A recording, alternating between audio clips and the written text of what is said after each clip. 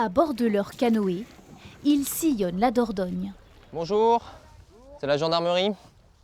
Objectif pour ces gendarmes, sensibiliser les usagers aux risques sur l'eau. Le gilet de sauvetage, c'est obligatoire. Ah bon? Sinon, c'est 68 € d'amende, monsieur. Ce matin, aucune verbalisation. La priorité pour la gendarmerie, c'est la prévention. On fait une petite patrouille prévention par rapport au gilet de sauvetage et les risques liés à la Dordogne. Donc on vient vérifier que vous avez bien vos gilets et surtout rappeler que le gilet est obligatoire. Mais ce touriste hollandais ne semble pas conscient du potentiel danger.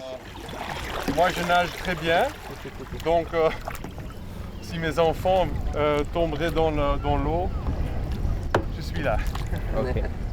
Pourtant, même avec peu de profondeur, la rivière présente bel et bien des risques.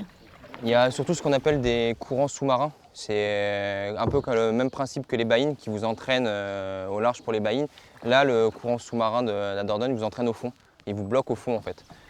En début de semaine, une touriste vietnamienne est morte noyée après une chute de son canoë. Un drame qui aurait pu être évité si elle avait porté son gilet de sauvetage.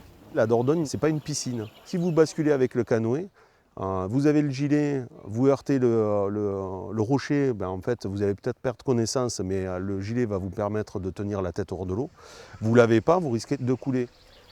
En été, plus de 2000 canoës naviguent chaque jour sur la Dordogne.